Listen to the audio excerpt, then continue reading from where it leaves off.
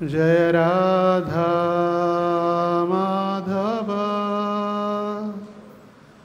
कुंज बिहारी जय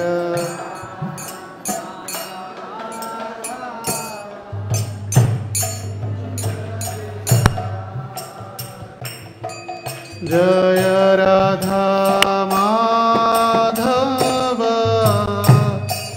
जय कुंज बिहारी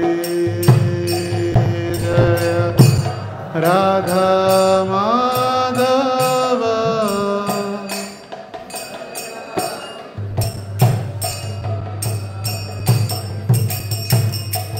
जय गोपी जन वल्लभ जय गिरिवरधारी जय गिरिवरधारी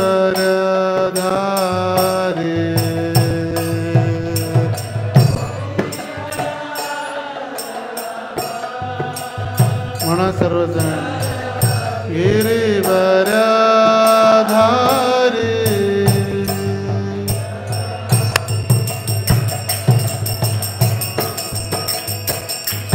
जय यशोदा नंदन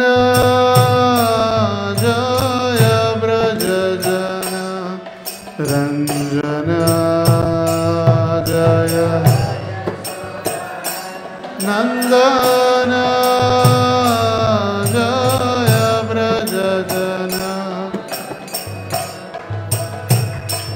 जय यशोदा नंदन जय ब्रज जन रंजन जय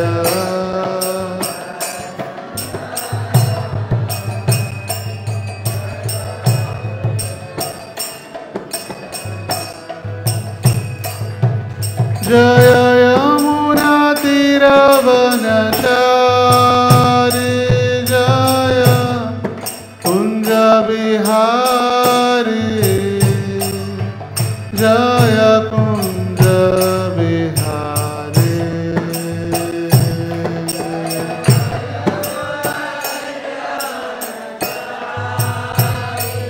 जय कुंज बिहारी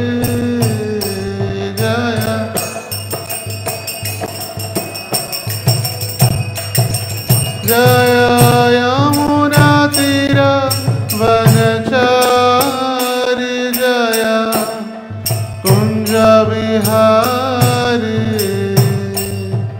जय कुंज बिहारी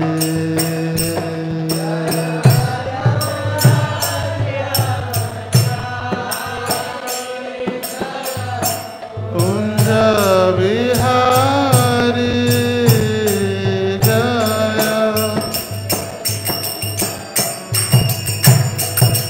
जय राधा माधव जय कुंज बिहारी जय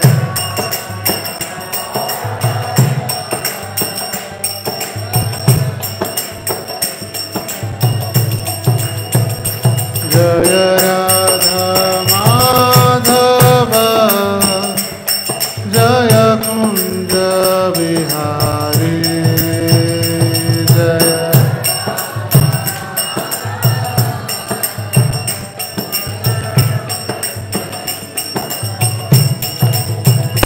हरे कृष्ण कृष्ण कृष्ण हरे हरे हरे राम राम राम हरे हरे हरे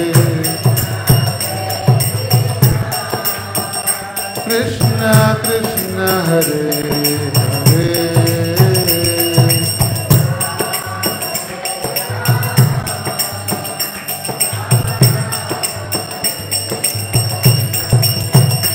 हरे कृष्ण कृष्ण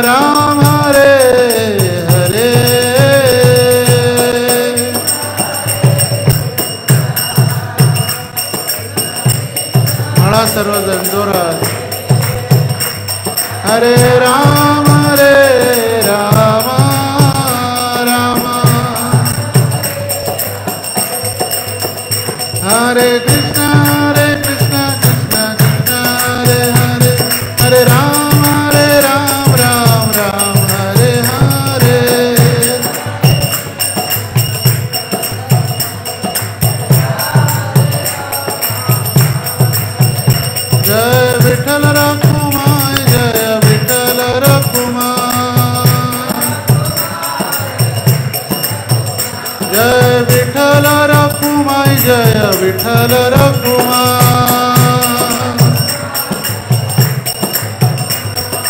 राधा दामोदर राधा दामोदर राधे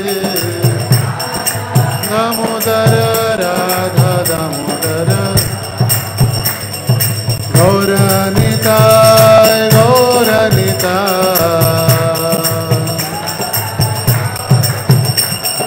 प्रभुपाद श्रील प्रभुपाद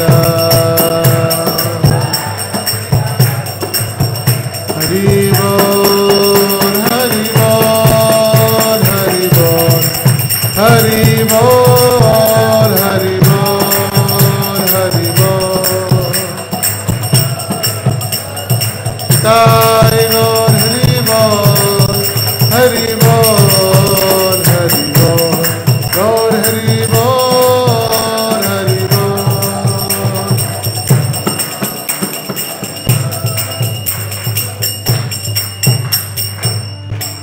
श्री हरिनाम संकीर्तन की जय श्री श्री राधा दामोदर की जय श्री श्री कृष्ण बलराम की जय श्री श्री विठ्ठल रुक्मिणी की जय श्रील प्रभुपाद की जय ग्रंथराज श्रीमद्भागवत महापुराण की जय निताय गौर प्रेमानंदे ओम नमो भगवते वासुदेवाय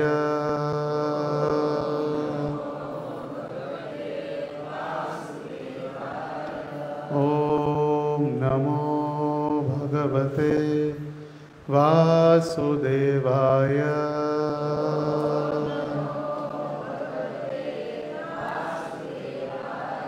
ओम नमो भगवते वासुदेवाय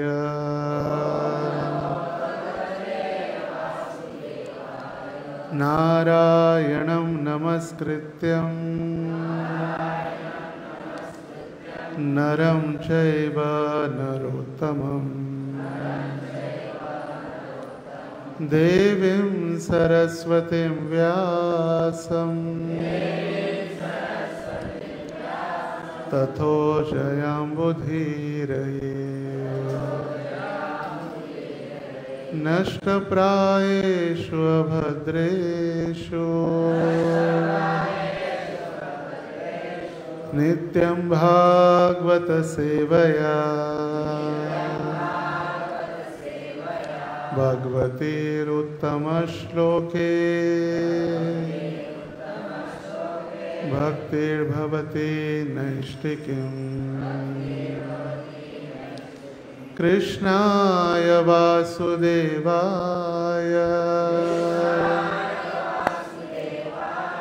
देवकीनन्दनाय च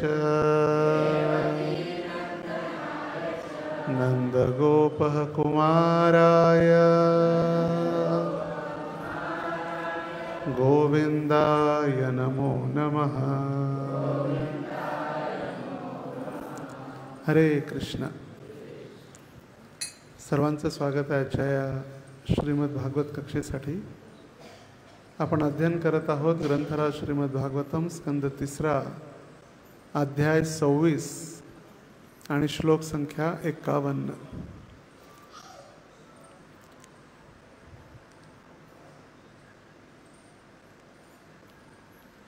ततः तेन अनुविद्येभ्य युक्तेभ्य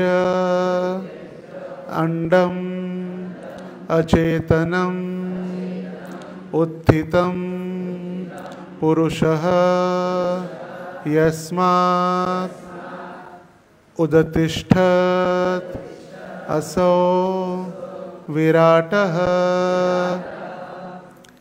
ततस्तेनानुविद्येभ्यो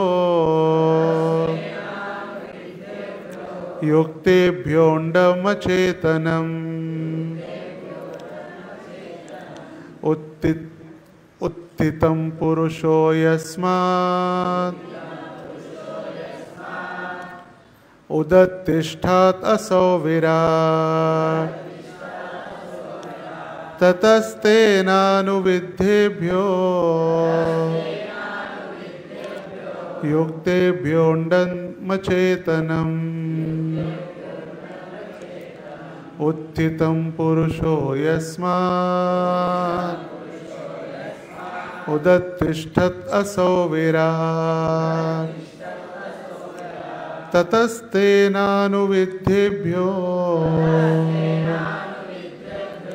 युक्तेभ्योऽण्डमचेतनम् उत्थितं पुरुषो यस्मात् उदत्तिष्ठत् असौ विराट्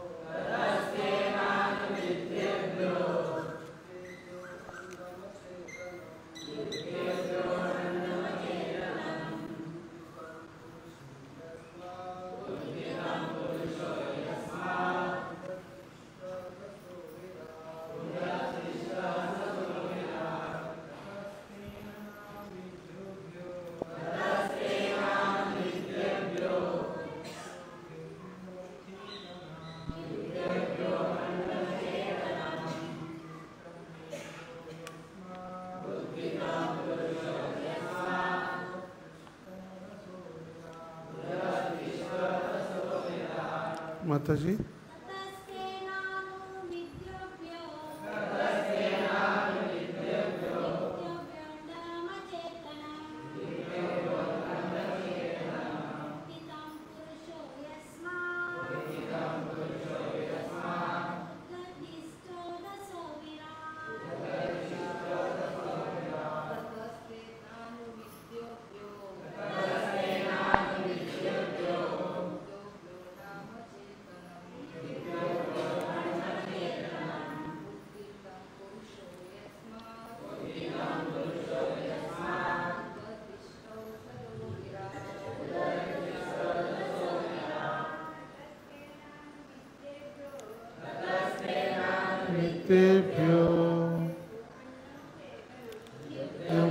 अंडचेतनम्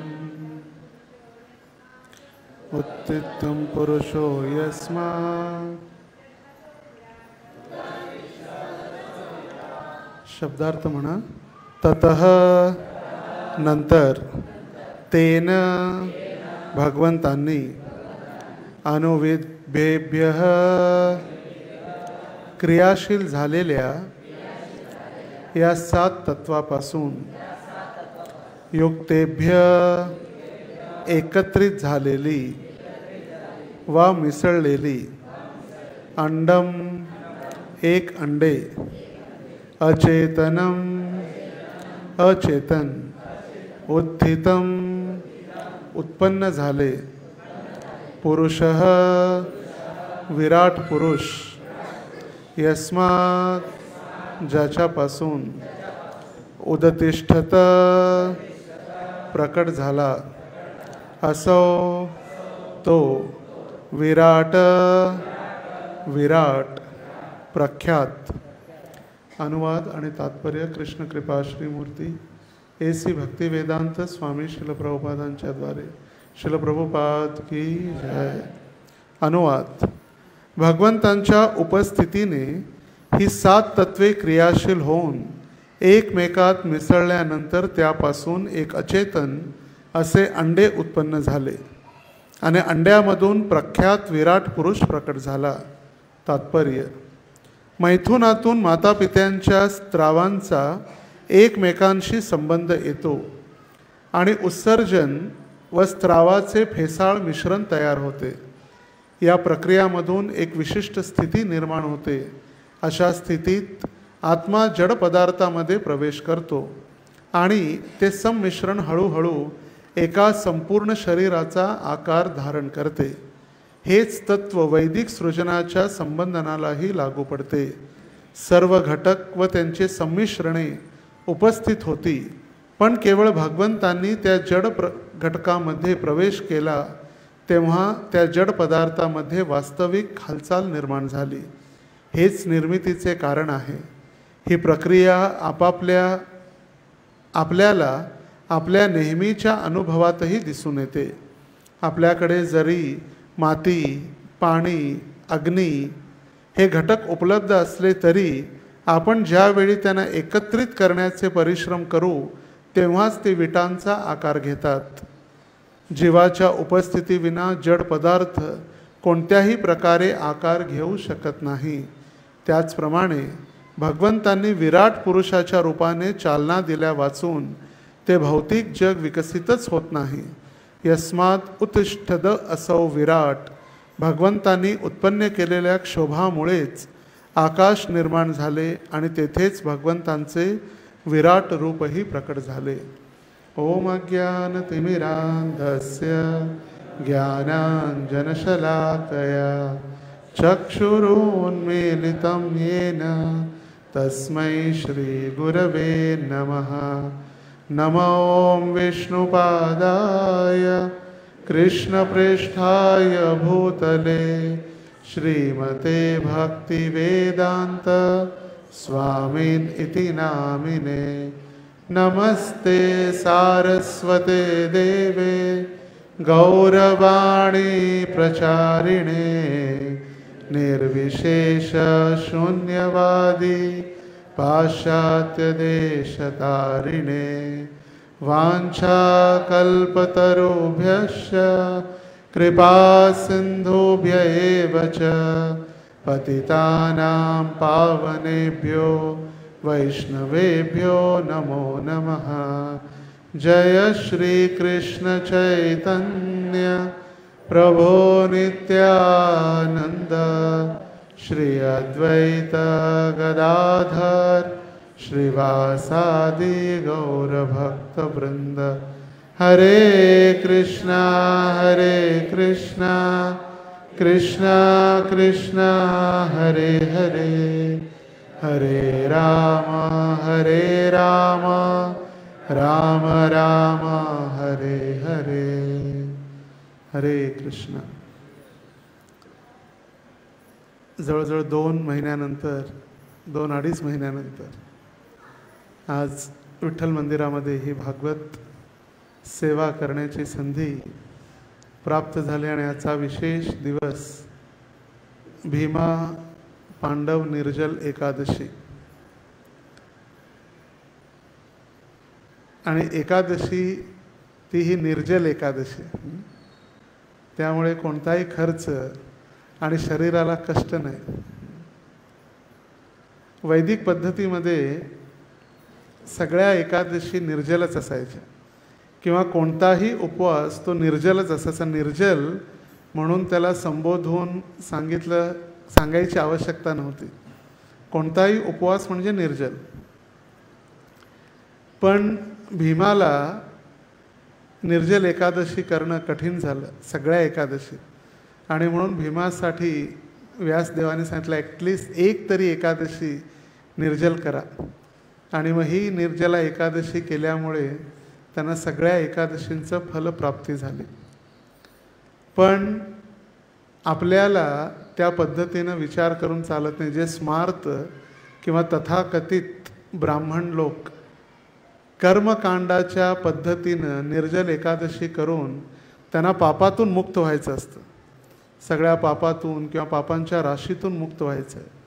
पण आपल्याला निर्जल एकादशी करून तपस्या करून आपलं मन, आपली बुद्धी, आपलं शरीर भगवंतांच्या सेवेत लावायचं. आणि जर उपवास करून जर आपलं मन, बुद्धी आणि शरीर भगवंतांच्या सेवेत लागत नसेल तर मग त्या उपवासाचा फळ जे आहे ते आपल्याला पुरेपूर प्राप्त होत नाही. आपल्याला कोणतीही मुक्ती किंवा पापांपासून पापाचं क्षालन व्हावं यासाठी आपण कधी तपस्या करत नाही. आपण जीही तपस्या करतो ती भगवंतांच्या प्रसन्नतेसाठी, गुरूंच्या प्रसन्नतेसाठी आणि सरते शेवटी भगवंतांचं प्रेम प्राप्त करण्यासाठी.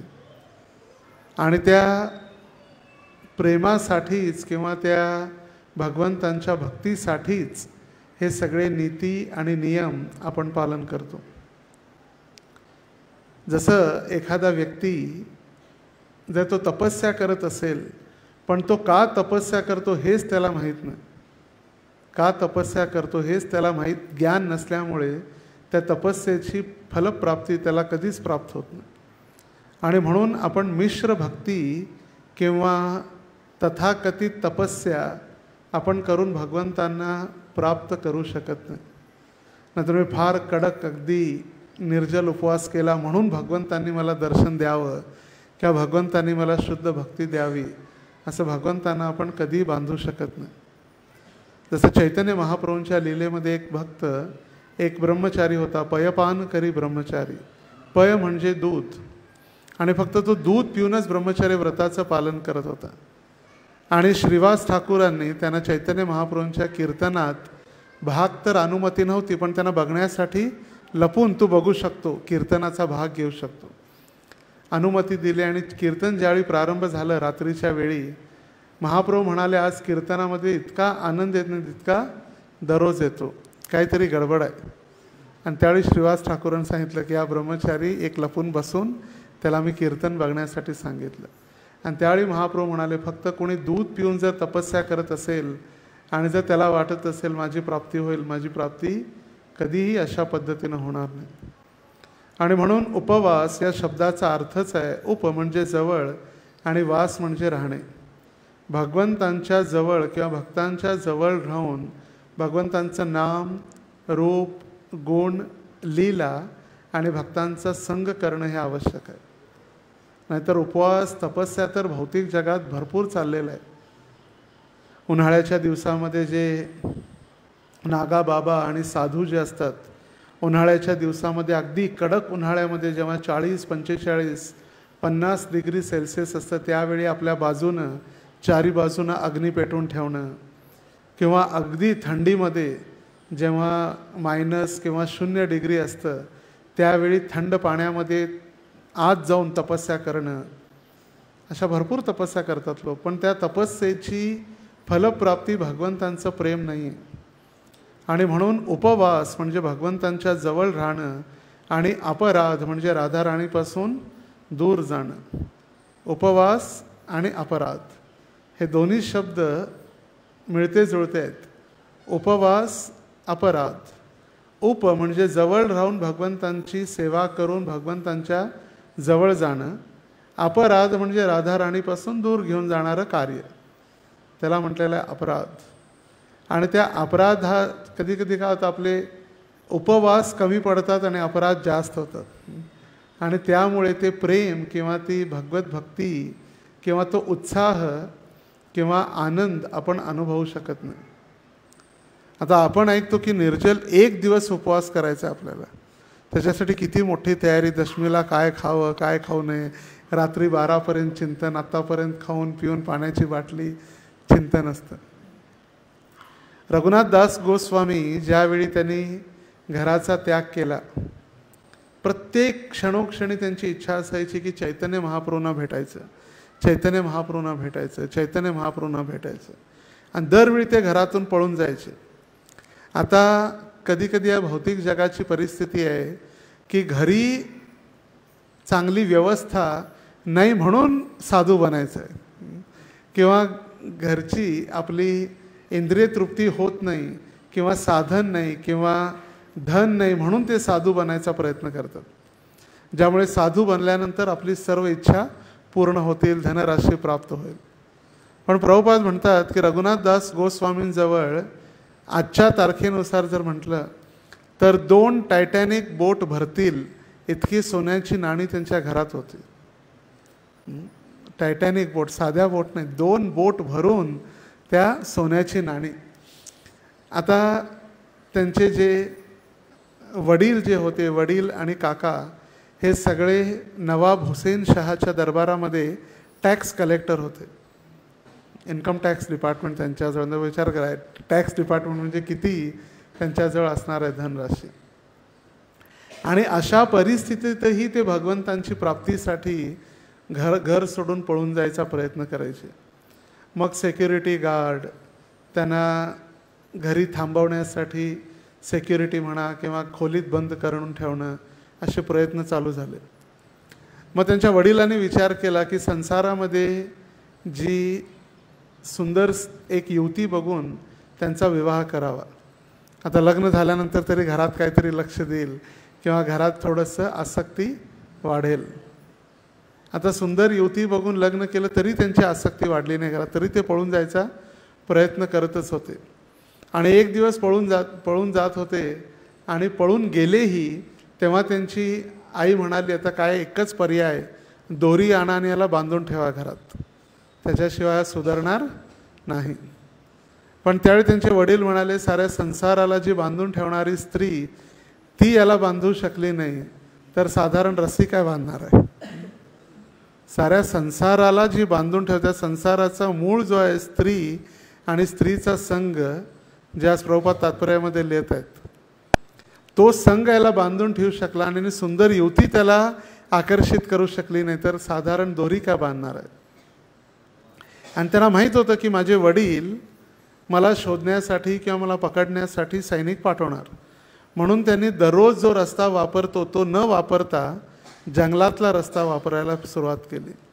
आणि जंगलातून झाडाझुडपातून डोंगरावरून ते जगन्नाथपुरीला पोचले. जगन्नाथपुरीला पोचल्यानंतर वडिलांना कळालं आता काय येता वापस येणार नाही. तर वडिलांना वाटलं तर एकुलता एक आणि एवढी धनराशी काय करणार आहे. मग ते दर महिन्याला पॉकेट मनी पाठवायला लागले.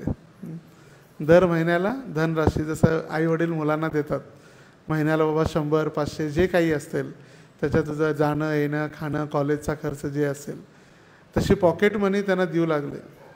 मग ती धनराशी आलेली, त्या धनराशीचा उपयोग रघुनाथदास गोस्वामी जगन्नाथपुरीतील ब्राह्मणांना वैष्णवांना भक्तांना भोजन द्यायसाठी त्यांनी चालू केलं. महाप्रसाद वितरण, जितके पैसे येतील त्याचं महाप्रसाद वितरण. नंतर त्यांनी विचार केला मी किती पापी आहे. आता माझे वडील तर टॅक्स कलेक्टर आहेत, त्यांनी टॅक्स कुणी आनंदाने देते का. चला बाबा आनंद आहे माझ्याकडे भरपूर आहे म्हणून मी टॅक्स देतो गव्हर्नमेंटला, नाही. जबरदस्ती तो टॅक्स काढून घेतला जातो. जबरदस्ती राजाचे सैनिक येऊन लोकांच्या घरातून जितकी धनराशी आहे किंवा जितकं धान्य आहे त्याच्यानुसार ते टॅक्स गोळा करायचे. आणि ते जबरदस्तीनं धनराशी एकत्रित केलेली असल्यामुळे ते म्हणायचे मला पापाचा भागीदार आता बनायची इच्छा नाही, ते पापच आहे, ते सोडून दिलं त्याने घेणं. नंतर त्याने विचार केला की आता भिक्षा मागणं चालू करू. आणि सिंहद्वार जे आहे जगन्नाथपुरीमधला जो मुख्य द्वार ज्याला म्हटलं आहे सिंहद्वार, तर त्या सिंहद्वाराच्या समोर उभारून ते भिक्षा मागायला प्रारंभ केला. आणि भिक्षा मागितल्यानंतर काही काळानंतर ते विचार करू लागले मी तर आता एका वैश्येप्रमाणे जगू लागलो आहे. जशी वैश्या समोरच्या व्यक्तीला बघितल्यानंतर ती विचार करते हा मला पैसे देऊ शकतो, हा मला प्रसन्न करू शकतो, हा तर भिकारी आहे, हा काय मला पैसे देणार आहे. तर ते त्यांची चेतना बघा किती विकसित आहे. आणि ती चेतना अशी विकसित झाली की ते म्हणाले मी तर आता वैश्येसारखं माझं चिंतन चालू आहे, त्यामुळे हे सुद्धा बंद करतो. ते पण बंद केलं त्याने. मग त्यानंतर एक द्रोण ताक पिऊ लागले, ते पण 2 किंवा 3 दिवसातून एकदा, दररोज नाही किंवा प्रत्येक तासाला 1 द्रोण नाही, 2 किंवा 3 दिवसातून एकदा 1 द्रोण ताक. आणि त्या ताकामध्ये पण त्याने विचार केला मी किती भोगी आहे, त्या ताकामध्ये असलेलं लोणी वगैरे खाणार आणि माझ्या शरीराला ते चांगलं नाही म्हणून ते ताकसुद्धा पिणं सोडून दिलं. आणि जगन्नाथपुरीमध्ये जो एक नाला म्हणू शकत नाही, एक छोटंसं एक स्थान आहे ज्या ठिकाणी भात तयार झालेला पेजा नाला म्हणतात त्याला, पेजा नाला. भात तयार झाल्यानंतर जे पेज असते ना भाताची पेज, ती पेज सोडून दिली जाते आणि त्यानंतर मग तिथंच ते उरलेला प्रसाद जे कोणीच वापरू शकत नाही, खराब झालेला प्रसाद गायींसाठी आणि प्राण्यांसाठी ठेवलेला असायचा, त्याच्यातले ते तांदूळ घेऊन किंवा भात खाऊ लागले. आणि तेव्हा चैतन्य महाप्रभू आले आणि त्यांचा हात पकडून त्यांच्या हातातला प्रसाद हिसकावून घेतला. तोपर्यंत चैतन्य महाप्रभू त्यांची भेट झालेली नव्हती. महाप्रभूर भक्तगण वैराग्य प्रधान, त्यांचं वैराग्य बघितल्यानंतर महाप्रभूंचं हृदय द्रवित झालं आणि महाप्रभूंनी त्यांना स्वरूप दामोदर गोस्वामींच्या अधीन दिलं आणि सांगितलं, आजपासून तुम्ही स्वरूप एर रघु, स्वरूप दामोदर गोस्वामींचे रघुनाथ, त्यांच्या अंडर तुम्ही सेवा करा. तर का तेव्हा त्या स्तरावर पोचल्यानंतर देखील त्यांना भक्तांच्या अधीन ठेवलं. काही वर्षापूर्वी एक ब्रह्मचारी होते आणि ते ब्रह्मचारी इतके व्याकरणामध्ये पटू किंवा इतके विशारद होते व्याकरणमध्ये, संस्कृत व्याकरण. ते परमपूज्य भक्तिविकास महाराजांचे शिष्य होते आणि गुरु महाराज त्यांच्याजवळ अध्ययन करायचे, संस्कृत शिकायचे त्यांच्याजवळ. तर भक्तिविकास महाराजांना काही कालांतराने त्यांना सांगितलं तो आता जायचं नाही महाराजांच्या सेवेमध्ये. तर गुरु महाराजांनी विनंती केली, म्हटले पाठवा. आणि का बंद केलं आपण, एवढं चांगलं शिकवतोय. तर महाराज म्हणाले, भक्तिविकास महाराज, माझी इच्छा नाही आहे की या ब्रह्मचार्याच्या मनामध्ये अहंकार उत्पन्न व्हावा आणि याला वाटावं की मी इस्कॉनचे गुरु आहेत त्यांचा मी गुरु आहे. इस्कॉनचे गुरु जे आहेत आचार्य त्यांचा मी गुरु आहे आणि तो अहंकार त्याच्या हृदयामध्ये हळूहळू जन्म घेऊ लागलेला आहे, म्हणून त्याला बंद करा महाराज. जे गुरुजन आहेत आणि भक्त आहेत त्यांनाच कळते की आपल्या हृदयामध्ये काय चालू आहे. आपण पाहतो ते आपल्या बुद्धीच्या आणि आपल्या दृष्टीच्या पर्यंतच आहे, पण जे आचार्य आणि गुरुजन आहेत त्यांना आपल्या बुद्धीच्या पलीकडचं दिसतं. आणि म्हणून गुरु म्हणजे गुरुत्वाकर्षण, जे आकर्षण आहे, जे वजन आहे, आपल्यापेक्षा जास्त अधिक जाणतो त्याला म्हटलेलं आहे गुरु. आता म्हणून या ठिकाणी माता देवहूतीने आपल्या पती कर्दम मुनींनी संन्यास घेतल्यानंतर कपिल देवांनी सगळ्यात पहिला आपल्या वडिलांनाच प्रचार केला. चॅरिटी बिगिन्स ॲट होम, दान आपल्या घरातच चालू होतं सगळ्यात पहिला. आणि त्यांनी आपल्या वडिलांनाच दान दिला. कसलं दान? संन्यास आश्रमाविषयीचं दान. आणि ते ज्ञान दिल्यानंतर कर्दम मुनी त्यांनी संन्यास आश्रम स्वीकारला, घराचा त्याग केला. आणि त्यावेळी देवहूती आता आपले पुत्र जे आहेत कपिल देव त्यांनाच तिनं गुरु स्वीकारलेला आहे.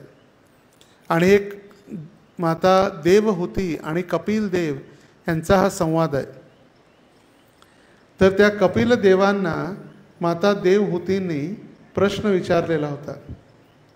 प्रकृते पुरुषस्यापि लक्षणं पुरुषोत्तम ब्रूहि कारणयोरस्य सदस्सच्च यदात्मकम. हे भगवन, मला परमपुरुष आणि त्याच्या शक्ती या दोहोंचीही लक्षणे कृपया स्पष्ट करून सांगावीत, कारण या व्यक्त आणि अव्यक्त सृष्टीची ही दोन्हीही कारणे आहेत. कधीकधी लोकांना भगवंतांची शक्ती माहीत नसल्यामुळे भगवंतांना ते आपल्या स्तरावरती घेऊन येतात. जसं मी रविवारी पण उदाहरण देत होतो एका व्यक्तीचं, जो व्यक्ती PhD झाला. कशामध्ये PhD? जे जगन्नाथांची प्रार्थना आहे गीत गोविंद, त्या गीत गोविंदवर त्यांनी PhD केली. आणि तो भक्त नसल्यामुळे किंवा भगवंतांची शक्ती काय आहे हे माहीत नसल्यामुळे गीत गोविंद ही प्रार्थनेमध्ये राधा राणी आणि सगळ्या ज्या सखी आहेत भगवंतांच्या, गोपिका आहेत, त्या गोपिका आणि भगवंतांच्या प्रेम संबंधाची स्तुती आहे गीत गोविंद. तर तो म्हणाला, तुमचे भगवंत कसे काय आहेत? प्रभुपादांना स्वामीजींना विचारलं, म्हटले कसले तुमचे भगवंत? कायम नुसतं राधा राणी आणि गोपी यांच्यामध्ये काम वासनेमध्ये लिप्त झालेले कसे काय तुमचे भगवंत असू शकतात? आणि त्यावेळी प्रभुपाद म्हणाले, तुम्ही भगवद्गीता वाचली का? जन्म कर्मच मे दिव्यम एवं यो वेत्ति तत्वतः तत्वा देहम पुनर्जन्म नैति मामेति सो अर्जुन. अर्जुनाला भगवंतांनी सांगितलं, माझा जन्म आणि माझा कर्म हे पूर्णपणे या भौतिक जगाच्या पलीकडे आहे. आणि हे तत्वतः जो जाणतो, जन्म आणि कर्म हे माझं तत्वतः तो जाणतो, जो हे शरीर त्याग केल्यानंतर माझ्या धामी परत येतो. तर ज्या लोकांना ज्ञानच नाही भगवंतांविषयी, ते लोक भगवंतांना आपल्यासारखंच समजतात. आणि प्रभुपाद म्हणाले, तुम्ही जर भगवद्गीता वाचलेली नसेल, भगवंतांचं ज्ञान तुम्हाला माहीत नसेल, तर तुमचं UKG किंवा LKG झालेलं नाही आणि तुम्ही काय केली? PhD केली. तर ती PhD अशी करून चालत नाही. म्हणून सगळ्यात पहिला देवहूती विचारत आहे की सृष्टीची रचना कशी झाली. हे सायन्स आहे, एक विज्ञान आहे. हे जर विज्ञान कळालं तर आपलं जीवन सार्थक आहे मग. आणि म्हणून शक्तिमान, शक्तीपेक्षा श्रेष्ठ कोण आहेत? शक्तिमान आहेत. कारण का ती शक्तीचे स्त्रोत शक्तिमान आहेत. आणि म्हणून प्रभुपादांनी सर्व भक्तांना विनंती केलेली आहे किंवा शास्त्राचा आदेश आहे की भागवताचा प्रथम स्कंदापासून दशम स्कंदाचं अध्ययन करणं आवश्यक आहे. कारण प्रथम स्कंद भगवंतांचे चरण, पहिला दुसरा, मग त्याच्यानंतर भगवंतांच्या पेंढऱ्या, भगवंतांच्या मांड्या, भगवंतांचे पोट, भगवंतांचं वक्षस्थल, 7वा आणि 8वा भगवंतांचा बाहू, 9वा स्कंद भगवंतांचा कंठ किंवा गळा आणि दशम स्कंद भगवंतांचं मुखारविंद आहे. आणि जर मुखारविंद आणि किंवा रासलीला जर आपण ऐकली तर मग भगवंतांना सुद्धा आपण आपल्याच बरोबरीनं घेऊन येणार. आणि म्हणून देवहूतीनं हे इतके शास्त्रोक्त आणि इतके जटिल कळत सुद्धा नाही. 7 आवरणं झाली, त्यानंतर प्रकृती आणि परमपुरुष यांचा संग झाला. आता प्रकृती आणि परमपुरुष म्हणजे काय? प्रकृती हे जे निसर्ग ज्याला म्हणतो, प्रकृती भगवंतांची शक्ती. परास शक्तीर विदिधैव श्रूयते स्वाभाविकी ज्ञान बलक्रियाच न तस्य कार्यम करणम च विद्यते. भगवंतांच्या इतक्या अनगिनत असंख्य शक्ती आहेत की भगवंतांना कोणतंही कार्य स्वतः करावं लागत नाही. न तस्य कार्यम करणम च विद्यते. जसं आपल्याला काम केल्याशिवाय दोन वेळेचं आपलं जेवण किंवा आपलं पोट भरते का? कधीच नाही. आपण कधी आरामात बसलोय सगळं कामधंदा सोडून माझं पोट भरेल असं कधी झालं नाही. 2 दिवस 4 दिवस नंतर घरचे सुद्धा लात मारून हाकलून घालतात, कामधंद्याला जा, नाही तर काय करणार. पण भगवंतांना कोणतंही कार्य करावं लागत नाही. जसं उदाहरण दिलं जातं, एखाद्या हॉटेलमध्ये किंवा रेस्टॉरंटमध्ये सगळे जे वेटर आहेत, जे सेवा करतात तिथं, किंवा सफाई कामगार आहेत, किंवा मॅनेजर आहे, किंवा कॅशियर आहे, सगळ्यांना नियम आहेत. पण जो मालक आहे तो मालक कधी येतो, गल्ला उघडतो, पैसे घेऊन निघून जातो. त्याला विचारतं कोणी, हो कशाला पैसे न विचारता घेतले? मॅनेजर किंवा कॅशियर सुद्धा त्याला विचारू शकत नाही तुम्ही का पैसे घेतले, कारण का तो मालक आहे. त्याच पद्धतीनं भगवंत या संसाराचे मालक आहेत. ते कोणताही नियम त्यांना आपण जबरदस्तीनं लावू शकत नाही. जसं रेल्वेचं ट्रॅक, काय म्हणतात रेल्वे पटरी नाही, ट्रॅक, जे रेल्वे सिग्नल, असं सिग्नल, रेल्वेचा सिग्नल ज्यावेळी रस्त्यावरती थांबतो आणि गाड्या थांबतात ट्रेन जाण्यासाठी, रेल्वे सिग्नल्स म्हणतात ना, रेल्वे सिग्नल गाड्या थांबायसाठी. ट्रेन जाताना दोन्ही बाजूनी त्या रेल्वे सिग्नलच. तर त्या रेल्वेच्या फाटकाजवळ, रेल्वे फाटकाजवळ कोणी 4 लाखाची साधी गाडी असो, मर्सिडीज असो, किंवा करोडोची फरारी गाडी असो, ते रेल्वे फाटक पडल्यानंतर प्रत्येक गाडीला थांबावं लागतं. मग ती रिक्षा असो 1 लाखाची किंवा 1 कोटीची फरारी असो, कुठलीही गाडी असो, त्याला थांबावंच लागतं ते फाटक पडल्यानंतर. पण विमान आकाशातून जातं आणि आकाशातून गेल्यानंतर मग त्या गाडीत बसलेले लोक जर विचार केले, अरे आम्ही थांबलो, विमान का थांबलं नाही? विमानाने पण थांबायला पाहिजे. रेल्वे गेल्यानंतरच विमानाने जायला पाहिजे. त्या विमानाचा आणि त्या रेल्वेचा दूरपर्यंत काही संबंध नाही. भारतातले जे डोमेस्टिक म्हणजे एक राज्यातून दुसऱ्या राज्यामध्ये जाणारे विमान 35 ते 30 हजार फुटावरती आणि आंतरराष्ट्रीय विमान 40,000 फुटावरती ते उडत असतात. त्यामुळे त्यांना रेल्वेचा आणि त्यांचा काहीच नाही, जमिनीचा आणि त्यांचा दूरपर्यंत संबंध नाही. आपण जे पांढरे ढग पाहतो त्या ढगाच्या पलीकडं विमान उडतं. विमान ज्या ढगाच्या पलीकडं उडत असल्यामुळे जमिनीवरती जी रेल्वे चालले त्याला आपण थांब म्हणू शकत नाही विमानाला. तसंच आपल्याला जे नियम दिलेले आहेत ते नियम आपण भगवंतांना जबरदस्तीनं लावू शकत नाही. भलेही भगवंत आपल्यासारखे दिसत असतील असं वाटतं, पण आपण भगवंतांसारखे दिसतो. Man is made in the image of God. बायबलमध्ये म्हटलेलं आहे. मनुष्याला कसं तयार केलेलं आहे? भगवंतांचं प्रतिबिंबित किंवा भगवंतांचं प्रतिरूप तयार केलेलं आहे. God is made in the image of God. मानव तयार झाला कशामुळे? भगवंतांचं प्रतिबिंबित स्वरूप असल्यामुळे. अहम बीज प्रदः पिता. 84 लाख योनीला बीज प्रदान करणारे भगवंत आमचे परमपिता आहेत. आता उदाहरण देत आहेत प्रभुपाद तात्पर्याच्या सुरुवातीलाच. जसं स्त्री आणि पुरुष विवाहबद्ध झाल्यानंतर धर्माविरुद्ध भूतेषु कामोस्मी भरतर्षभ. धर्माच्या जर अधीन कोणी स्त्री आणि पुरुष एकत्रित येत असतील संतान उत्पत्ती करण्यासाठीच, तर तो धर्म आहे. आणि ते भगवान म्हणतात ती काम वासना मी आहे. धर्मा अविरुद्ध भूतेषु कामोस्मी भरतर्षभ. धर्माच्या विरुद्ध जर ते नसेल तर. आणि जेव्हा असे स्त्री आणि पुरुष एकत्रित येतात त्यावेळी त्यांचा संग झाल्यानंतर एक प्रकारचा विशिष्ट उत्सर्जन आणि स्त्रावाचं फेसाळ मिश्रण तयार होतं, ज्याला म्हटलं जातं वीर्य. आणि ज्या पुरुष जो आहे तो पुरुष आपलं वीर्य त्या स्त्रीच्या योनीमध्ये जेव्हा स्थानांतरित करतो त्यावेळी त्या ठिकाणी एका जीव जन्म घेतो. त्याच दिवशी गर्भाधान संस्कार, त्याच दिवशी जीव जन्माला येतो. 3 महिन्यानंतर आणि 6 महिन्यानंतर नाही.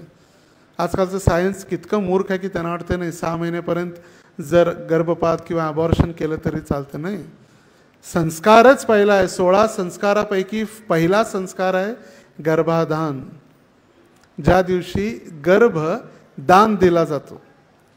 एक स्त्रीला पुरुष गर्भ देतो त्याच दिवशी त्या जीवाचा जन्म त्या ठिकाणी झालेला आहे. जर सांगितलं जातं की जेव्हा आपली सुकृती किंवा पुण्ये क्षीणे मर्त्य लोकम विशंती. आपले जेव्हा पुण्याच्या राशी संपतात त्यावेळी आपल्याला स्वर्ग, महरलोक, जनलोक, तपलोक हे जे 7 लोक आहेत. आ ब्रह्मभुवना लोका पुनरावर्तिनो अर्जुन. ब्रह्मलोकापासून या पृथ्वी तलापर्यंत प्रत्येकाला पुनर्जन्म आहे. तर जो पुनर्जन्म घेण्यासाठी किती सायंटिफिक आहे. असं नाही की आंधळी पट्टी किंवा अंधश्रद्धा आहे भागवत. भक्ती ही अंधश्रद्धा नाही. जादूटोणा, ब्लॅक मॅजिक, हे सगळे जादूटोणा हे सगळे असू शकतील अंधश्रद्धा, पण भगवंतांची भक्ती किंवा भागवत कधी अंधश्रद्धा नाही आहे. ज्यावेळी जीवाला लात मारून हाकलून घातलं जातं स्वर्गातून, त्याला उदाहरण दिलं तर जोपर्यंत आपल्या खिशात पैसे आहेत तोपर्यंत हॉटेलमध्ये आपल्याला खाय प्यायला भेटतं. हां जी सर, काय पाहिजे? सर बताइए क्या लाए, ऑर्डर क्या है. आणि जर पैसे संपले किंवा पैसे नाहीत हे कळाल्यानंतर लात मारून हाकलून घातलं जातं किंवा किचनमध्ये भांडी घासायला लावलं जातं. त्या स्वयंपाकघरात भांडी घासण्यासाठी लावलं जातं. तर त्याच पद्धतीनं आपली जी पुण्याच्या राशी संपल्यानंतर आपल्याला जेव्हा पुन्हा मर्त्य लोकामध्ये जन्म मृत्यूचा जो लोक ही पृथ्वी तिथं पाठवल्यानंतर तो जीव जो आहे ती आत्मा, ध्यानपूर्वक आहे का, ती आत्मा जी आहे पावसाच्या थेंबामध्ये जमिनीवर त्याचं पदार्पण होतं. हवेत उडत येत नाही आत्मा. त्या पावसाच्या थेंबामध्ये स्वर्गादी लोकातून ती पाण्याचा थेंब जमिनीवरती येतो. जेव्हा शेतकरी जमीन नांगरून किंवा शेतीची मशागत करतो तो बरोबर आत्मा त्या बीजामध्ये किंवा धान्यामध्ये, मग ते गहू असो, तांदूळ असो, मका असो, रागी असो, कोणताही, तो बरोबर तो आत्मा किंवा जीव त्या धान्याच्या कणामध्ये तो प्रवेश होतो. तो धान्याचा कण त्या आत्म्याच्या कर्माच्या गतीनुसार ज्या ठिकाणी जन्म घ्यायचा आहे त्याच ठिकाणी तो त्याच्या घरात जातो. म्हणून म्हटलेलं आहे दाने दाने पर लिखा है खाने वाले का नाम. बरोबर त्याला जर सोलापूरमध्ये जन्म घ्यायचा असेल त्याच्या कर्मानुसार तर सोलापूरच्याच एका किराणा दुकानामध्ये तो अन्नाचा कण येणार. तो अमेरिकेत किंवा हैदराबादला नाही जाणार, तर सोलापूरलाच येणार. आणि तोच व्यक्ती खाणार ज्याच्या कर्मानुसार त्याला त्याची पुढची गती प्राप्त होणार आहे. आणि ते अन्न खाल्ल्यानंतर अन्न वेगवेगळ्या स्तरातून भोजन खाल्लं आपण म्हणतो आज खाल्लं उद्या शौचाच्या मार्गे निघून जातं, नाही. त्याची अलग वेगळी वेगळी वेगळी प्रक्रिया होते. पांढऱ्या पेशी, लाल पेशी, नंतर रक्त, मज्जा, वीर्य. वीर्य हे 7वं त्याचं धातू तयार होतो शरीरामध्ये. आजकाल जे सांगितलं तर वीर्यपतन आणि वीर्यपतन केल्यामुळेच बुद्धी भ्रष्ट होते, बुद्धी स्थिर राहत नाही. हे शास्त्रामध्ये आणि आयुर्वेदामध्ये वर्णन केलेलं आहे. एक वीर्य थेंब म्हणजे 40 रक्ताचे थेंब आहेत. किती? 40. आणि सायन्सनी सुद्धा ॲक्सेप्ट केलेलं आहे. तर असं ते बरोबर अन्नाचा कण 7 पद्धतीनं मज्जा, हाडं, वीर्य, पांढऱ्या पेशी, लाल पेशी, रक्त या सगळ्या प्रोसेसमध्ये जाऊन मग ते वीर्य ज्याच्या गर्भामध्ये धारण करायचं आहे तिथं ते धारण होतं. आणि मग त्याच्या कर्मानुसार मग त्याला त्याचं शरीर, मग जर अपंग, गोरा, काळा, मतिमंद, बुद्धिमान, कधी बलाढ्य शरीर, तर कधी 2 पाऊंड पण नसतं. हो काय प्रभूजी चिंता आहे, कारण का बाळाचं वजन 2 पाऊंडपेक्षा कमी आहे. कर्माची गती. सगळेच का गोरे होत नाहीत? सगळेच का सुंदर दिसत नाहीत? सगळेच का श्रीमंताच्या घरात जन्माला येत नाहीत? सगळेच जन्मल्याबरोबर चांदीचा चमचा आपल्या तोंडात घेऊन जन्माला काय येत नाहीत? गती. आणि तीच गती मैथुनातून माता पित्यांच्या स्त्रावाचा एकमेकाशी संबंध येतो आणि उत्सर्जन व स्त्रावाचा फेसाळ मिश्रण तयार होते आणि या प्रक्रियेमधून एक विशिष्ट स्थिती निर्माण होते. अशा स्थितीत आत्मा जड पदार्थामध्ये प्रवेश करतो आणि ते संमिश्रण हळूहळू हळू संपूर्ण शरीराचा आकार धारण करते. हेच तत्व वैश्विक सृजनाच्या संबंधालाही लागू पडते. जसे स्त्री आणि पुरुषाचं उदाहरण देऊन समजावण्यात आलेलं आहे की बाळाचा जन्म कसा होतो, त्याच पद्धतीनं निसर्ग आणि भगवंत यांच्या संगतीमुळे जीवाची उत्पत्ती होते किंवा हे विश्व तयार होतं. भगवंतांचं कृपा कटाक्ष, भगवंतांचं कृपा कटाक्ष. ज्यावेळी वराह देवांनी पृथ्वीला आपल्या जे सुळे होते त्या सुळ्यावरती धारण केलं आणि त्यावेळी पृथ्वी माता आणि जे वराह भगवंत यांचा संग झाल्यामुळे भौमासूर जन्माला आले. पृथ्वीचा पुत्र भौमासूर, तसा तो भगवंतांचाच पुत्र होता वराहदेवांचा आणि पृथ्वीचा भौमासूर. तर त्याही पद्धतीनं आता आपण असा प्रश्न उपस्थित होईल की आपण जसं स्त्री आणि पुरुष एकत्रित आल्यानंतरच जन्म होतो तसं पण भगवंतांनी व्हायला पाहिजे नाही. भागवताच्या दशम स्कंद्याच्या 3ऱ्या अध्यायामध्ये कृष्ण अवतरण 10वा स्कंद 3रा अध्याय वर्णन करण्यात आलेलं आहे. जेव्हा कृष्ण अवतरित झाले त्यावेळी सर्वसाधारण स्त्री आणि पुरुष एकत्र येतात तसे नाही झाले. ह्या देवकी आणि वसुदेवांनी प्रार्थना केलेली होती की भगवंता तुम्ही आमचे पुत्र म्हणून जन्माला या, आणि ते 3 वेळा जन्माला आले. कोणते कोणते भगवंत आले? एक वामनदेव, दिती आणि कश्यपचे पुत्र म्हणून, पृश्नी आणि सुतपा यांचे दुसरे पुत्र पृश्नी गर्भ म्हणून, आणि तिसऱ्यांदा देवकी आणि वसुदेवांचे पुत्र कृष्ण म्हणून अवतरित झाले. तर ज्यावेळी भगवंत अवतरित होण्यासाठी पृथ्वीवर आले त्यावेळी ते डायरेक्ट गर्भात धारण नाही झालं. सगळ्यात पहिला कृष्ण वसुदेवांच्या हृदयामध्ये प्रकट झाले, जे भगवंत प्रत्येकाच्या हृदयामध्ये आहेत. हृद्देशे अर्जुन तिष्ठती भ्रामयन सर्वभूतानि यंत्रारूढानि मायया. हृदय नामक एक देश आहे आणि त्या हृदय नामक देशामध्ये अवतरित झाले कृष्ण. मग भगवंत वसुदेवाच्या हृदयातून देवकीच्या हृदयात प्रकट झाले आणि देवकीच्या हृदयातून देवकीच्या गर्भामध्ये, आणि ज्या देवकीच्या गर्भामध्ये भगवंत प्रकट झाले त्यावेळी देवकीचा प्रकाश त्या कारागृहामध्ये कोटी सूर्य समप्रभ, कोटी सूर्य एकत्रित येऊन प्रकाश देत आहेत की काय असा प्रकाश त्या कारागृहामध्ये पडला. आणि त्यावेळी देवी देवतांना कळालं की साक्षात कृष्ण परमात्मा परब्रह्म आता देवकीच्या हृदयामध्ये प्रकट झालेले आहेत आणि सगळे इंद्र चंद्र वरुण सगळे गंधर्व किन्नर सगळे येऊन आपापली प्रार्थना करू लागले. आणि मग तो 4था अध्याय, गर्भस्थ कृष्णांची देवतांद्वारे स्तुती. गर्भस्थ भगवंत. आपण इतकं अध्ययन केलं पाहिजे, कमीत कमी आपल्याला माहीत तरी पाहिजे कुठं काय आहे, कुठला पेपर आहे हे तरी माहीत पाहिजे. नाहीतर गणितचा पेपर असणार आणि आपण विज्ञानची कॉपी घेऊन जाणार. पेपर आहे गणितचा आणि आपण कॉपी कुठली घेऊन जाणार, विज्ञानची. त्यामुळे भागवताविषयी कमीत कमी कुठल्या स्कंदामध्ये काय आहे हे तरी आपल्याला लक्षात ठेवणं गरजेचं आहे, माहीत असणं गरजेचं आहे. पहिल्या स्कंदामध्ये काय, दुसऱ्या स्कंदामध्ये काय, तिसऱ्यामध्ये काय, आणि त्याच्यामधील महत्त्वाचे जे उपाख्यान किंवा महत्त्वाच्या ज्या घटना आहेत. जसं पहिल्या स्कंदामध्ये पूर्णपणे महाभारत, पांडव आणि कुंती भीष्म पितामह यांचं वर्णन आहे. धृतराष्ट्र, ग्रहत्याग, भगवंतांचं द्वारकेला गमन आणि त्यानंतर कलीला दंड परीक्षित महाराजांनी दिला. दुसऱ्या स्कंदामध्ये सृष्टीची उत्पत्ती कशा पद्धतीनं होते. तिसऱ्या स्कंदामध्ये दिती आणि कपिलदेव यांचं वर्णन आणि ते पूर्ण वर्णन, पुन्हा सृष्टीची उत्पत्ती त्याचं वर्णन पूर्णपणे त्यांनी केलेलं आहे. 4थ्या स्कंदामध्ये पृथू महाराज आणि ध्रुव महाराजांचं मुख्य उपाख्यान, ज्या पृथू महाराजांनी पृथ्वीचं दोहन करून पृथ्वीतून सर्व खनिज प्राप्त केली.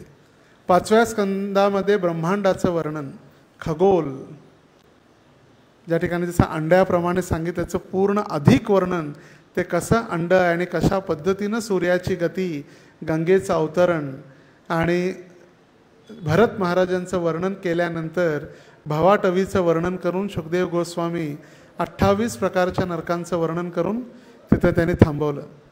मग भगवंत इतके निष्ठुर का, का इतके भगवंत निष्ठुर, का इतकी कठोर तपस्या, का इतकं कष्ट देतात जीवाला, रौरव महारौरव कुंभीपाक सगळ्या नरकामध्ये का पाठवलं जातं. मग त्याच्यासाठी शुकदेव गोस्वामी सांगितले भगवंत किती दयाळू आहेत. आणि ओशाळाला मृत्यू, सेकंड चान्स, अजामिलचं उपाख्यान, एकदा भगवंतांचं नाव घेतलं आणि त्याला भगवंतांनी उद्धार केला. आणि वृत्रासूर 6व्या स्कंदामध्ये. 7व्या स्कंदामध्ये प्रल्हाद महाराज आणि आदर्श पारिवारिक जीवन, ब्रह्मचारी जीवन, संन्यास जीवन, युधिष्ठिर महाराज आणि नारदांचा संवाद. 8व्या स्कंदामध्ये वामनदेव, मत्स्यावतार, त्यानंतर गजेंद्र मोक्ष यांचं वर्णन. 9व्या स्कंदामध्ये वृष्णी वंश आणि सूर्यवंश यांची वंशावली आहे पूर्ण प्रभू रामचंद्रापर्यंत.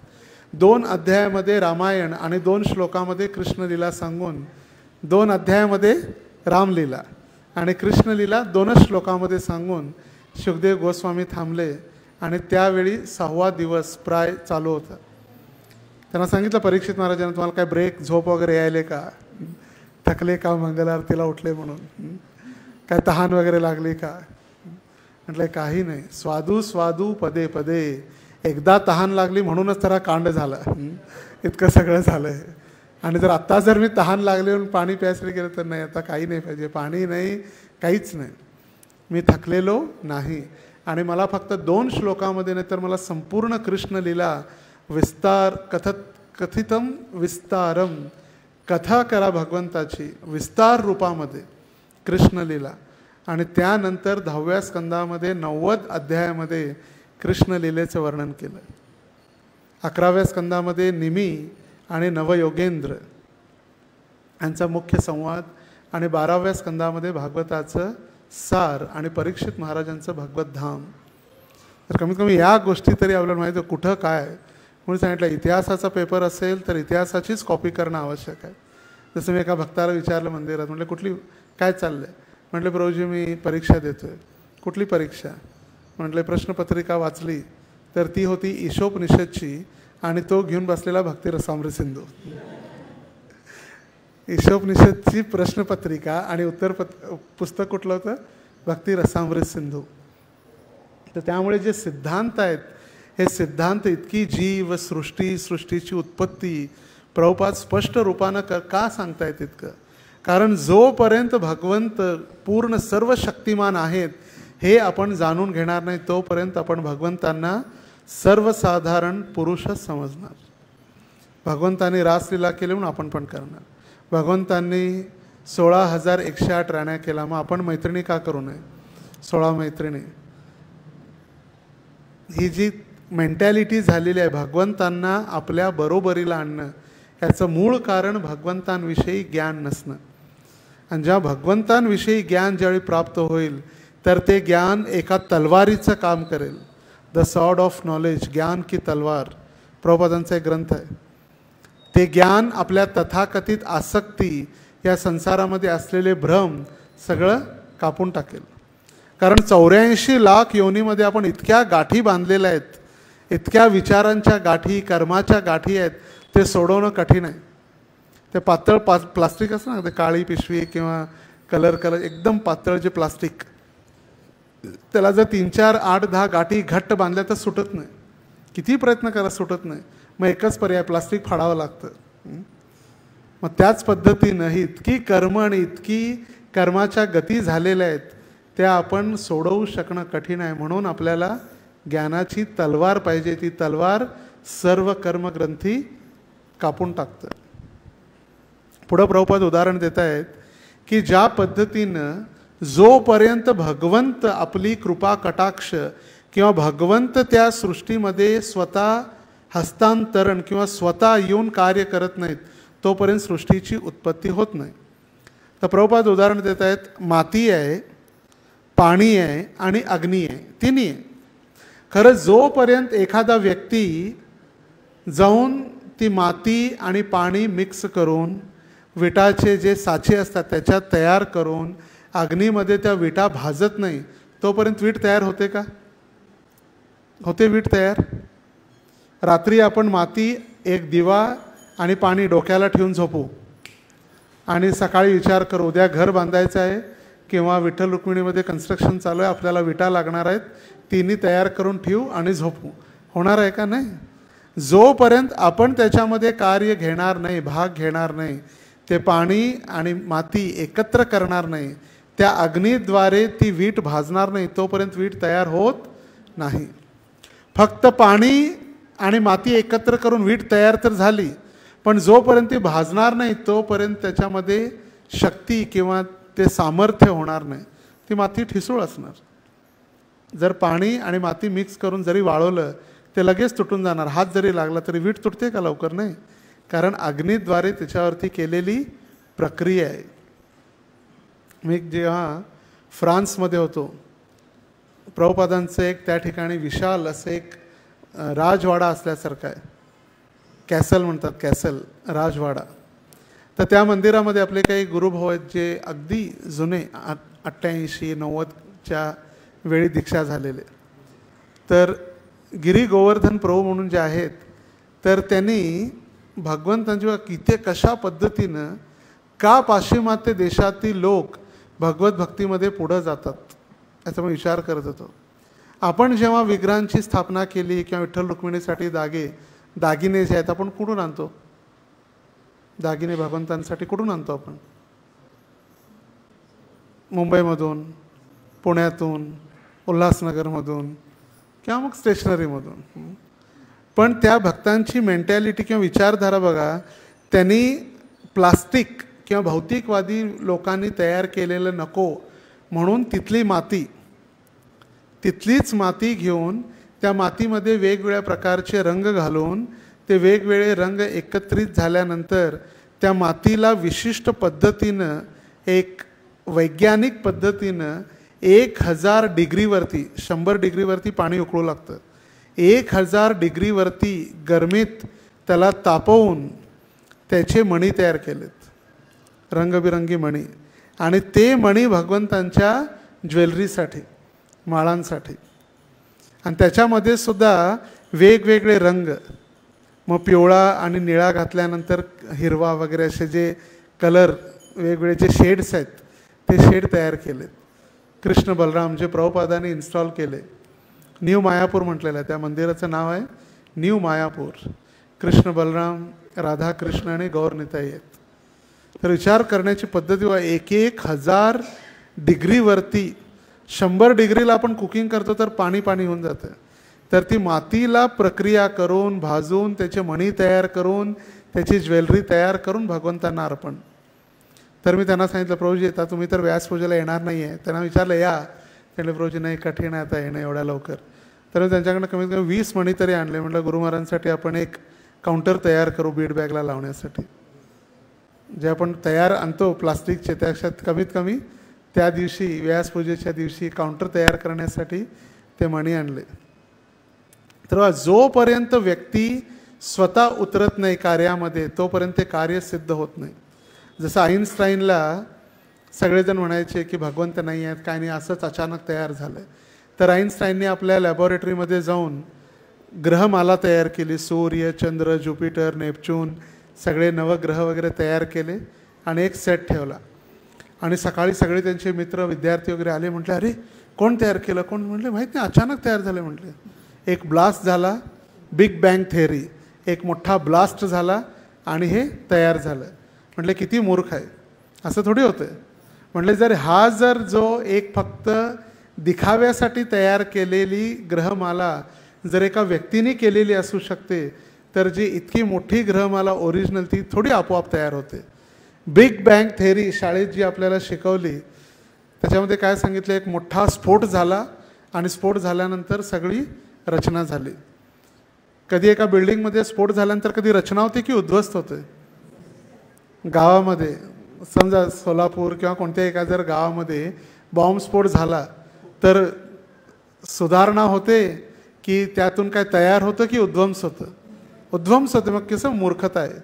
किती भ्रमित केलं जाते विद्यार्थ्यांना की बिग बँग थेअरी, मोठा एक स्फोट झाला आणि सूर्य चंद्र तारे हे नेपच्यून ग्रह सगळे तयार झाले आणि आपण शिकतो जाऊन. आणि म्हणून प्रभुपाद म्हणायचे की सगळे जे विद्यालय आहेत त्या विद्यालयाला जोडायला पाहिजे जाऊन. अविद्यालय बकेट घेऊन जाऊन काय करायला पाहिजे? अविद्यालय लिहायला पाहिजे. आणि म्हणून प्रभुपादांची इच्छा होती की हे जे शास्त्रामध्ये भागवतामध्ये दिलेलं वर्णन आहे त्याच पद्धतीनं सूर्याची गती, चंद्राची गती हे सगळं आपण तयार करून मायापूरला दाखवलं पाहिजे. त्याचंच नाव आहे वेदिक प्लॅनेटोरियम. हे जे भागवतामध्ये तृतीय स्कंद 5व्या स्कंदामध्ये दिलेलं आहे वर्णन. आपल्याला शिकवलं जातं की सूर्य केंद्रस्थानी आहे आणि सगळे ग्रह सूर्याच्या भोवती फिरत आहेत. बरोबर की चूक? काय शिकलं शाळेत? तेच आहे ना, सूर्य मध्ये आणि बाकी सगळे ग्रह सूर्याच्या भोवती फिरत आहेत. पण भागवतानुसार जिओसेंट्रिक मेथड म्हणजे पृथ्वीमध्ये आहे आणि पृथ्वीच्या भोवती सगळे ग्रह फिरत आहेत, सूर्याच्या भोवती नाही. सूर्याच्या भोवती फिरणाऱ्या मेथडला म्हटलेलं आहे सन सेंट्रिक मेथड, सूर्य मध्यवर्ती आहे. आणि भागवतानुसार जिओसेंट्रिक मेथड म्हणजे जिओ म्हणजे पृथ्वी मध्यभागी आहे आणि सगळे ग्रह फिरत आहेत. ते प्रभुपादांना सिद्ध करून दाखवायचं आहे भागवतानुसार. त्याच्यासाठीच वेदिक प्लॅनेटोरियम आहे. पुढं प्रभुपाद लिहित आहेत की आपण ज्यावेळी अग्नी, माती आणि पाणी एकत्रित करण्याचे परिश्रम करू तेव्हाच विटांचा आकार घेतील. जीवांच्या उपस्थितीविना जड पदार्थ कोणत्याही प्रकारे आकार घेऊ शकत नाही. त्याचप्रमाणे भगवंताने विराट पुरुषाच्या रूपाने चालना दिल्या वाचून भौतिक जग विकसितच होत नाही. भगवंतांनी स्वतः पिता बनल्याशिवाय, पृथ्वी माता बनल्याशिवाय या सृष्टीची उत्पत्ती होऊच शकत नाही. जसं पक्षाला आणि ब्राह्मणाला द्विज म्हटलेलं आहे. द्विज म्हणजे 2 वेळा जन्म होणाऱ्याला द्विज. पक्षाचा पहिला जन्म होतो कशामध्ये? आनंदवर्धन, कशामध्ये होतो पक्षाचा पहिला जन्म? अंड्यामध्ये. आणि मग तो दुसरा जन्म अंड्यातून बाहेर आल्यानंतर, म्हणून त्याला म्हटलेलं आहे द्विज. त्याच पद्धतीनं आपला जन्म माता पित्यापासून जन्म होतो पहिला, आणि दुसरा जन्म होतो द्विज, ज्यावेळी गुरु गायत्री आपल्या कानामध्ये सांगतात. गायत्री बनते माता आणि गुरु बनतात आपले पिता, आणि त्या दोघांद्वारे आपला पुनर्जन्म होतो किंवा द्विज दुसरा जन्म होतो. आणि म्हणून म्हटलेलं आहे ब्राह्मणाला आणि पक्षाला द्विज, ज्यांच्या 2 वेळा जन्म होतो. त्याच पद्धतीनं जोपर्यंत भगवंत या सृष्टीवरती आपला कृपा कटाक्ष किंवा भगवंत का आपलं कार्यामध्ये हात घालत नाहीत त्या कार्यामध्ये, तोपर्यंत सृष्टी उत्पन्न होत नाही. हरे कृष्णा कृष्णा कृष्णा हरे हरे, हरे राम राम राम हरे हरे. ग्रंथराज श्रीमद भागवत महापुराण की. कोणाचे काही प्रश्न, टीका, टिप्पणी? यस.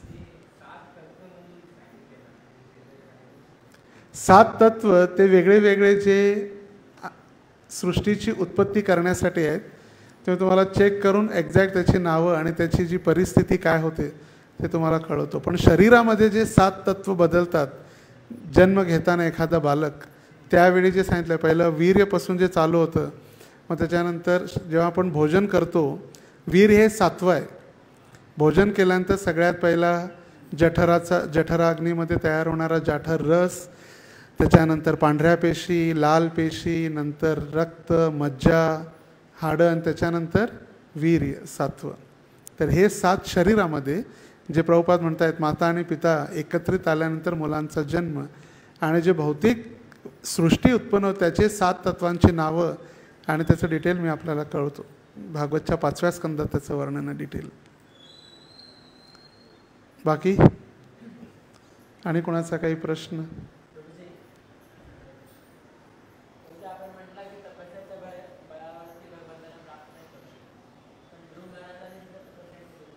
ध्रुव महाराजांनी भगवंतांसाठी तपस्या केली, पण त्यांनी गुरु स्वीकारून, गुरूंच्या आदेशाचं पालन करून, गुरु कृपेमुळेच त्यांना भगवंतांची प्राप्ती झाली.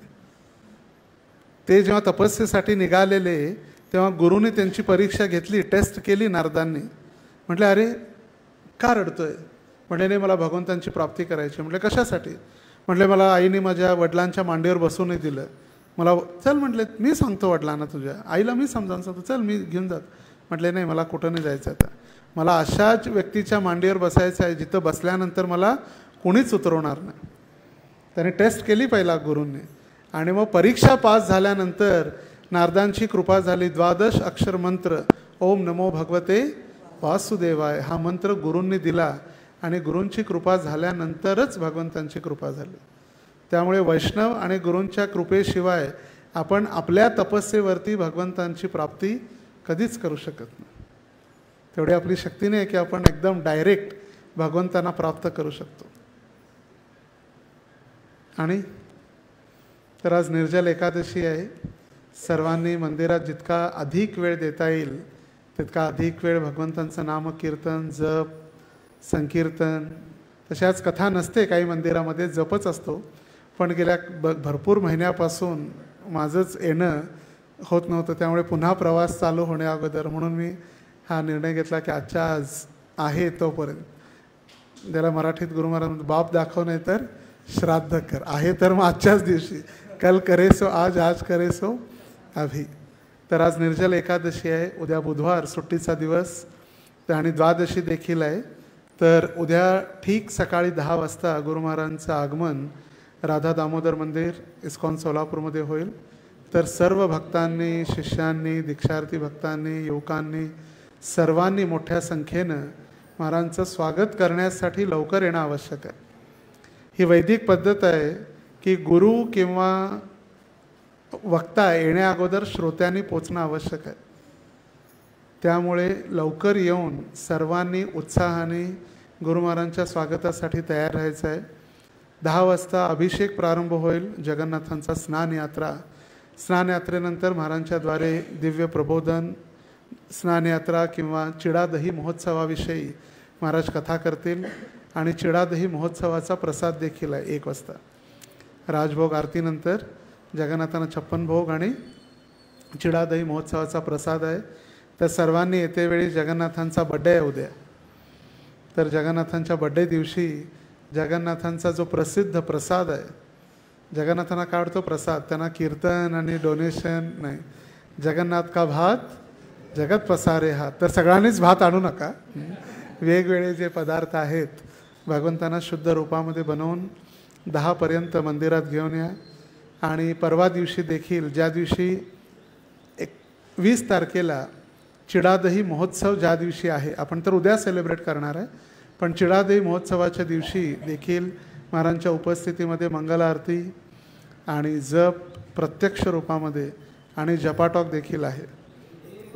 तर 2 दिवस, उद्या आणि परवा, म्हणजे उत्सव 3 दिवसाचा आहे, आज, उद्या आणि परवा. आज आत्म्यासाठी उत्सव आहे, कारण शरीर थकणार पण आत्मा आनंद घेणार. हरिनाम हे आत्म्याचं भोजन किंवा आत्म्याचा आहार आहे. बघा, रात्री 64 माळा जप करा, रात्री झोपताना बघा किती आनंद, आणि तेच जप थांबत नाही, तेच भगवंतांचं नाव चित्त स्थिर त्याच्यामध्येच राहून जातं. त्यामुळे जितका अधिक जप करता येईल, 64च नाही तर मग 108 जितका होईल तितका रात्रभर. आणि मग उद्या शरीरासाठी फीस्ट आहे, आज आत्म्यासाठी, उद्या शरीरासाठी. तर ज्याही भक्तांना स्नान यात्रेच्या प्रसादासाठी किंवा गुरु महाराजांच्या कार्यक्रमासाठी कोणती सेवा, आर्थिक डेकोरेशनसाठी, प्रसादासाठी किंवा फ्लावर डेकोरेशन वगैरे तिथं येऊनसुद्धा स्वागताची तयारी वगैरे करायची आहे, त्या सर्वांनी लवकर येऊन आर्थिक, मानसिक, शारीरिक तिन्ही, फक्त मानसिक नाही, आर्थिक आणि शारीरिक दोन्ही. कधी गुरु येतात त्यावेळी आपण भगवंतांकडं आणि गुरूंजवळ जातो, त्यावेळी कधी रिकाम्या हाताने जाऊ नये. मग म्हणून सुदामा देखील 1 मूठ तांदूळ किंवा पोहे घेऊन गेले.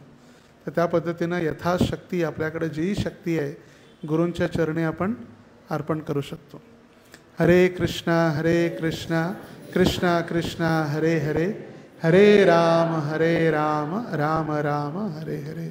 श्रील प्रभुपाद की जय. ग्रंथराज श्रीमद् भागवत महापुराण की जय. निर्जला एकादशी महोत्सव की जय. निताई गौर प्रेमानंदे